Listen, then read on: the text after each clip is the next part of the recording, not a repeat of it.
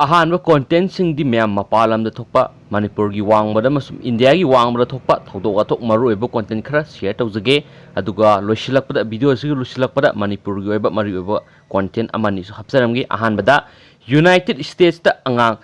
lak mari ga lising mar from COVID-19 laisatna nakhre sahi asi gi angan masarok ta United States ta COVID-19 laisat sandokhraba matungda ngasi phawbada angang lak mari ga lising mar from positive oiki haina anauba report amada phongdokre apunba case masing asida angang singi masing asi sada 9.5 khaktani amasum ngasi phawbada lak mariga lising humdra taruka samri gi kunthraga maphan positive oikre apunba gi rate asi angang lak ama khudingi satruka kunthraga mathoini haina American Academy of Pediatric and the Children's Hospital Association gi report amada haiki report adugi matung ina August tarago humdoidigi kunga teret phawbda angang singi marakta anoba case lising kun humdraga sahumga kunthra lakhi masi sayol ani henbagi matamda sada taraga teret hengalakpani positive oiraba angang sing asigi marakta hospital admit tawbusi sada 0.6 dagi 4.1 phawbani amasum sibigi sangna sada 0 dagi 0.3 phawbani haina spouse na makhatari marakthana yamna nungai ningai oiba adugumlaba paw amanamo COVID-19 asi vaccine amana laksinba ngamgani haina scientist singna thajari COVID-19 nakhiba mi lising kunga teret henbadagi scientist singna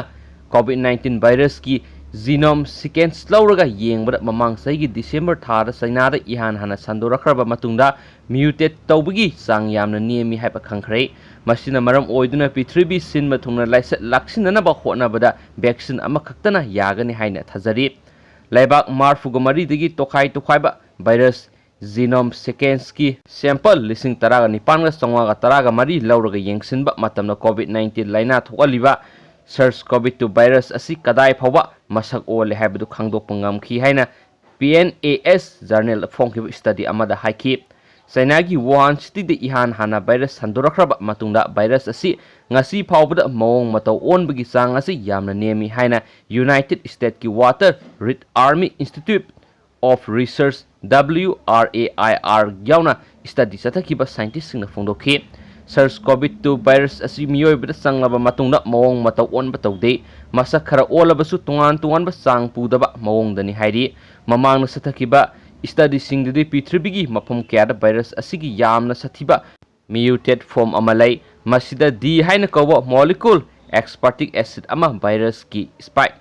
protein da yawi masi miyoi bersangaba matungda grasin Z kawa atopa molecule ama oli haina phongdokhi adubo anobo study sathariba scientist singna D614G hairiba mutation asi miyoi bersanglaba matungda maung onbagi khudam oidi haina phongdokli SARS-CoV-2 asi mutate tawbagi sang yamna nemba maramna afaba vaccine amana hauzik lairiba strain punamak hatpa ngamgani haina research tawbasingna thajaba phongdokhi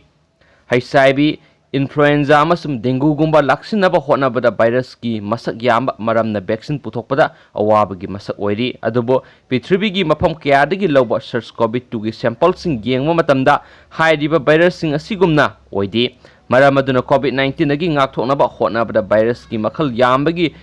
khuraudi lairaroi haina thajari haina Roren koba research amana phongdorokli haina spouse na makhatari atopa maruoiba paw amana P3B gi mafam kayada China na military facility sing hangdoknaba hotnari Pentagon China gi People Liberation Army PLA as yamna thapa mafamna mapangal lain operate tawba ngamnabagi dama Chinese sarkar na India gi hek yumlo na ba laibak ohum yauna laibak tara henbada military logistics facility sing hangdokna ba hotnari hana United States ki Defense Department ki report amana hairi India gi hek yumlo na bada laibak Pakistan Sri Lanka amasu Myanmar khakta natana China na Thailand Singapore Indonesia United Arab Emirates, Kenya, Seychelles, Tanzania, Angola, amasum Tajikistan dasu aruba lalong amagi makhada military logistic infrastructure sing semgatna ba hotnari hairiba singsi Djibouti da lairiba China gi military base adugi mathakta ehenba singni masi Navy, Air Force amasum ground force support tawnabagi pandamdani haina sahi gi oiba report adu da haiki Congress ta pisin giba military and security Developments involving the People Republic of China PRC 2020 haina maming thonba report aduda Pentagon PLA gi mapangal asi Prithvi mafam kya semgalakpa haibesina United States ki military operation da akaibe pirakpa yai amasum PRC gi malem gi thakta military gi pandamda ahongba lakpaga iroinana US ki mayokta operation chathabada PLA na support toksilakpa phawa yai hena phungdoki hena spawsna makhatana phungdorakli atopa paw amanamo Japan masagi mising COVID vaccine lemna kapthoklaba yai haidi Japan da tungda COVID-19 ni case yamna hantanaba amasum mi sibigi thagdo hantanabagi damak masagi prajada COVID-19 vaccine lemna kapthoknaba order tawraba yai haina pawgi sourcing na haiki COVID-19 laina as yamna launagan ba amasum patient singda aruba layong thogalakpa yaba maramna government na yariba makai mising vaccine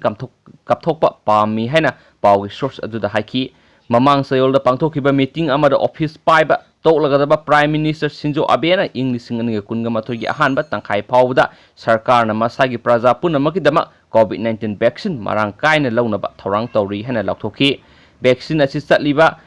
senba sahi asidagi mathang sahigi March phawgi base tagi phangba reserve fundagi laigene hana sarkar na phongdokhi tha asigi anganba sarukta Japanese sarkar na phongdokhiba matung ina United Kingdom gi Oxford University gi Jenner Institute na develop tawba yamna thajaba yaba Sardox 1 vaccine dose million chamaga kul lainabgi damak vaccine asi mayam puthokliba UK gi